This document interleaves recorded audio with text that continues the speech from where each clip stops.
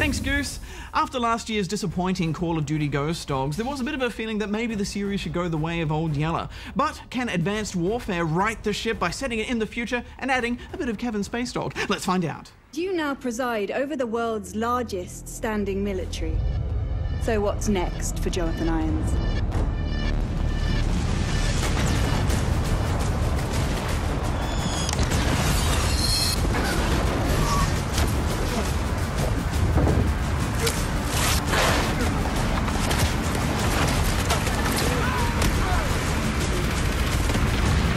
I'm not a monster.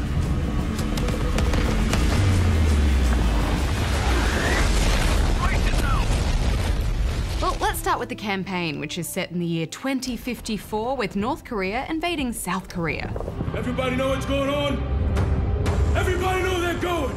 Hoorah! And they literally drop you into the role of Jack Mitchell, a United States Marine who is played by the quite dreamy Troy Baker. He is super dreamy. It's just finally starting to sink in. You then find yourself working for the private military company Atlas, run by the always charming, Oscar-winning Kevin Spacey, aka Jonathan Irons. Sergeant. Then off you go around the world, meddling in the affairs of other countries, doing as Kevin Space Dog commands without any political baggage. An operation on foreign sovereign soil, it would be an act of war without congressional approval. Atlas is an internationally registered private company. We don't need Congress. What do you think of the story overall, Barjo?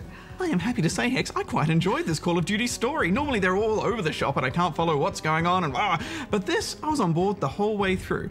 It's not a storytelling masterpiece, but for Call of Duty, it's pretty good. How's my boy doing? He's a work in progress. Well, keep working. This is a great soldier. Although there are some pretty weak dialogue points and a few ham-fisted attempts at stirring up emotion. Press X to pay respects. It's like in Shadow of Mordor. Press X to kiss your wife. Happy anniversary, mother. Valiant. This is beautiful. But this is easily one of the strongest campaigns in the franchise. Yeah, and there are some amazing performances, by Spacey in particular, captured in breathtaking detail. There's an old military saying, you treat your men like you would your own beloved sons and they'll follow you into the deepest valley.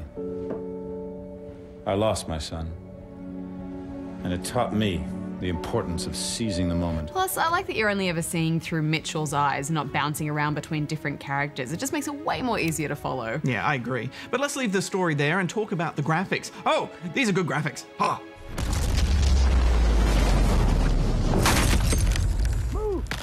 I haven't been this impressed by Call of Duty visuals since the original Modern Warfare.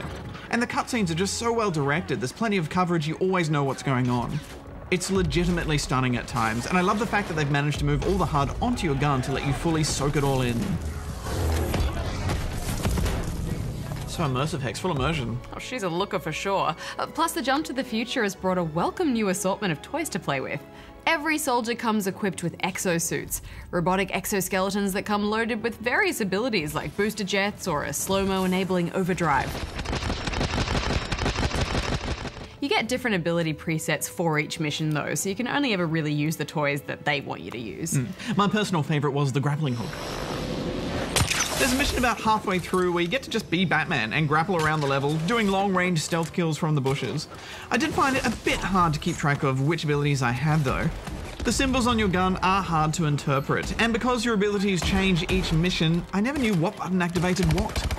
Too much immersion, Hex. Too much. Yeah, I actually ended up forgetting I had that most of the time. But I did love all those new grenades, with both a utility grenade and an explosive grenade to choose from. Each has 3 settings you can switch between, so for example your utility grenade can detect threats, send out an EMP, or be a flashbang. I especially like those threat grenades. We've seen that thing before where you can detect enemies in smoke, but they've just done it in a really cool way. I also am a big fan of jetpacks, especially sci-fi jetpacks. Just the way you're gliding down and you feel it, correcting and balancing. Cool sci-fi stuff. And the only thing better than cool grenades and cool jetpacks is when you combine the two. One thing I thought that felt a little tacked on was the upgrade system.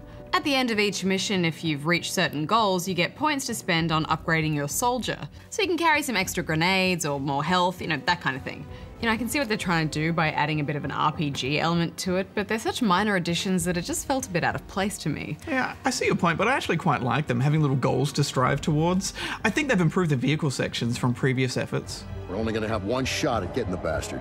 So I won there. Flying a jet through that ravine and piloting that hover tank stood out as particularly awesome, and a big improvement over last year's Ferrari tank.